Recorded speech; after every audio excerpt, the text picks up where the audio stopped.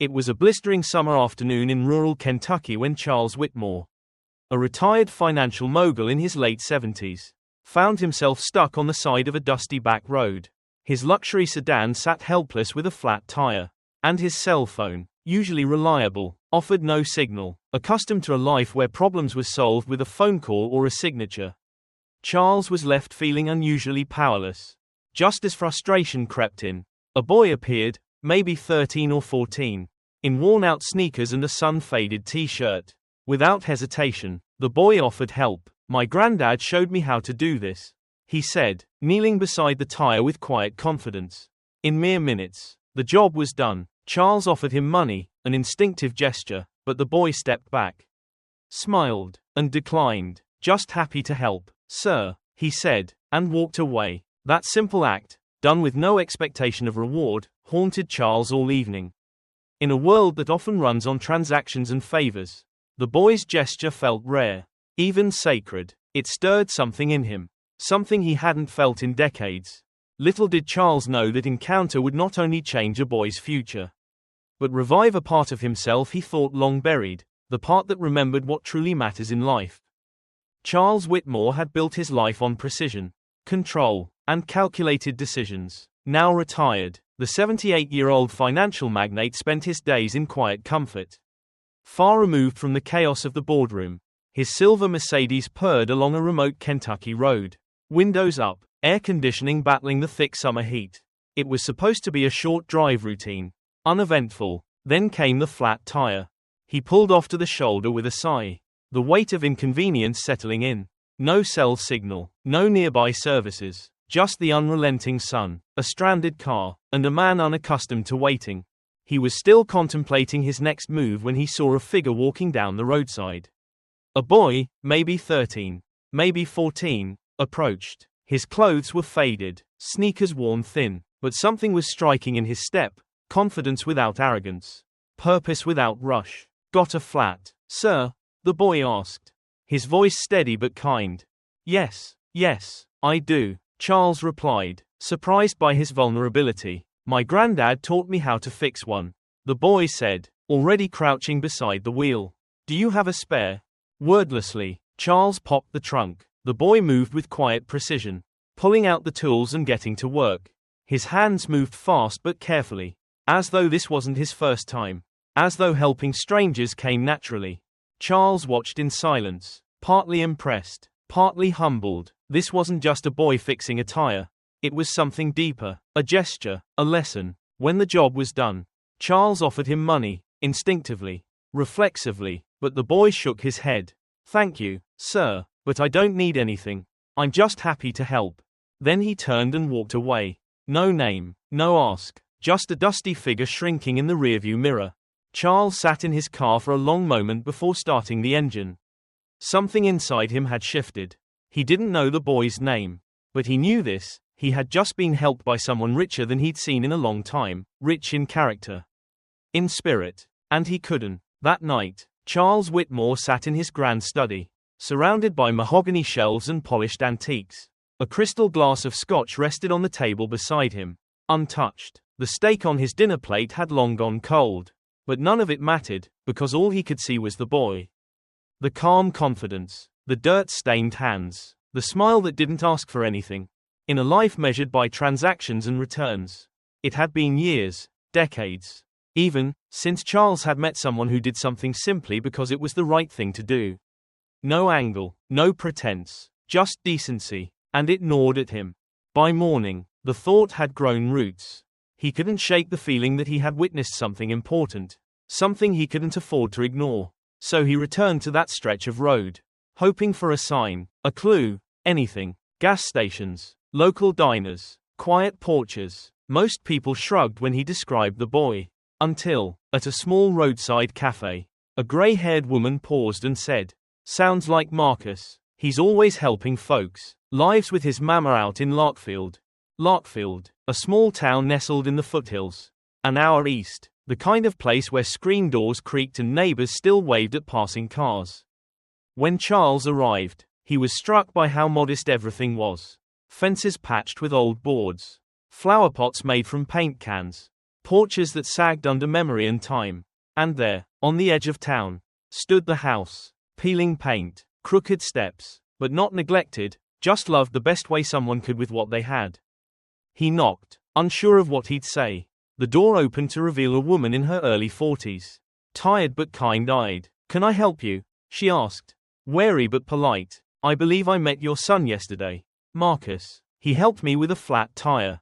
The woman's face softened. "That sounds like my boy." She stepped aside. "He's out back. You're welcome to wait." And as Charles entered the small, humble home, he felt something he hadn't in years. Not power.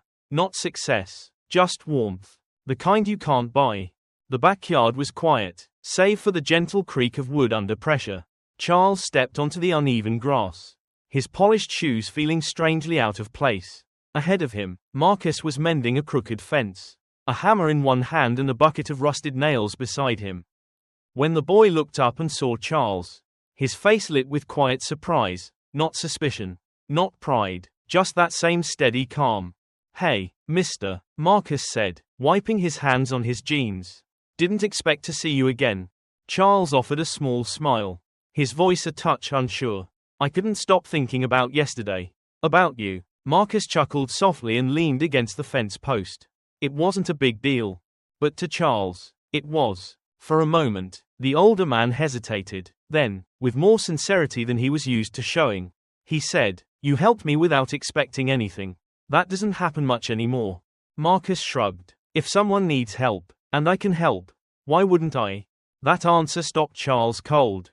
No calculation, no agenda, just truth. He looked around the yard, the mismatched wood on the fence, the tilted swing set, the patches of missing grass, and he felt something stir deep within. Not pity, but admiration. These people weren't poor in spirit. They were rich in values he had long forgotten. "You've got a good head on your shoulders," Charles said gently. "Your mother must be proud." Marcus glanced toward the house. "She works hard. I just try to help when I can."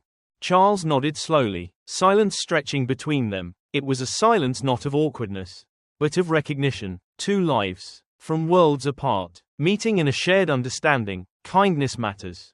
"I'd like to do something for your family," Charles finally said, his voice low but firm. Marcus straightened, wary. "We're okay, sir, really. I know," Charles replied, "but it's not about need. It's about what's right." And for the first time in years, he meant it, not as a businessman, but as a man who had just been reminded what giving truly looked like. The smell of warm bread and roasted vegetables lingered in the air as Charles stepped through the doorway of the modest home. The furniture was worn but spotless. The floors creaked softly with each step, and every wall told a story, framed photos of birthdays, school certificates, and hand-drawn pictures done in crayon. It was a house that had weathered storms but never lost its heart.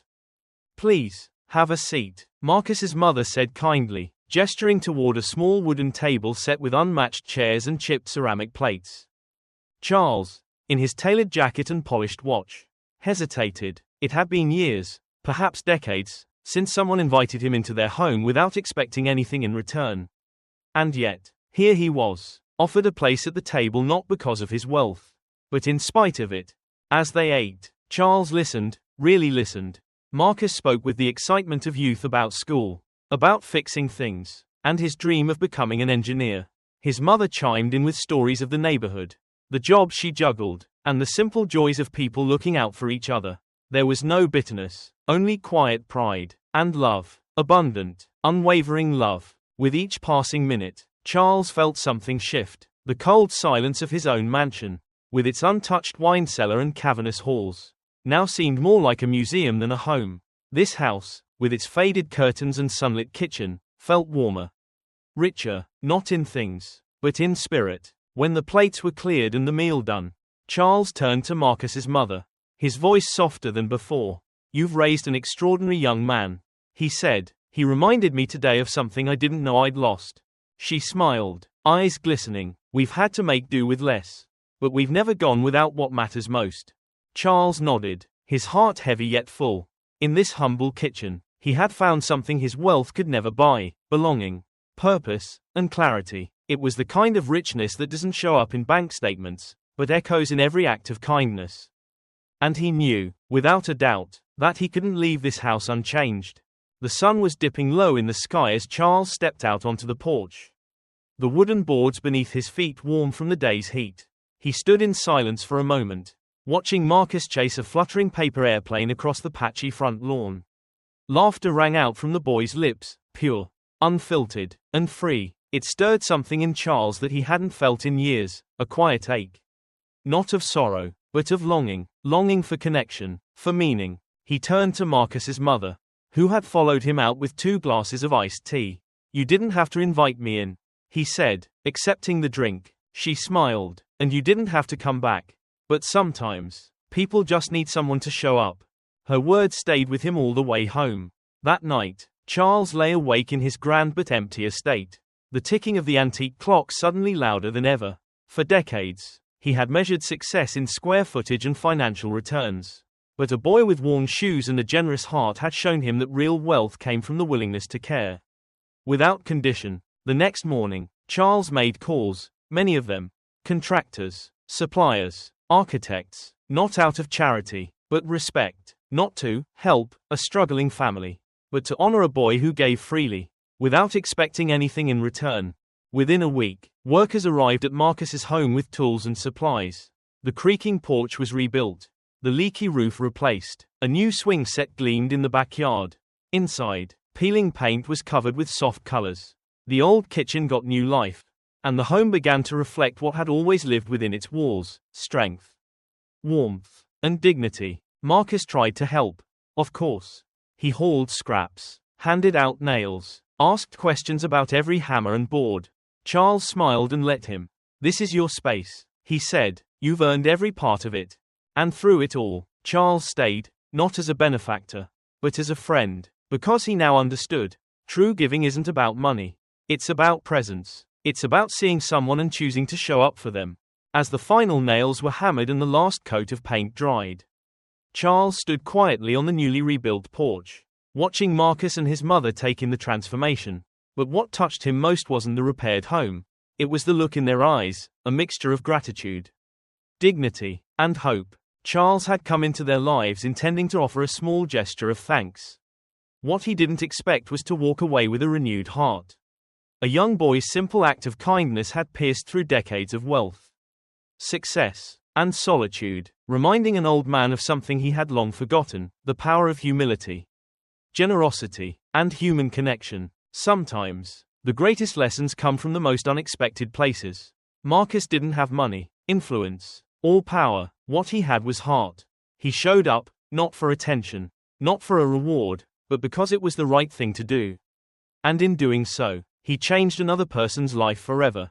In a world where so much feels transactional, never underestimate the impact of simple, selfless kindness. What you give freely may come back to you in ways you never imagined. Have you ever had a moment like this, where someone's unexpected kindness changed your day, or your life? Share your story in the comments below. We'd love to hear it. And if this message touched your heart, don't forget to like, subscribe, and turn on the notification bell, because here, we tell the stories that remind us what truly matters.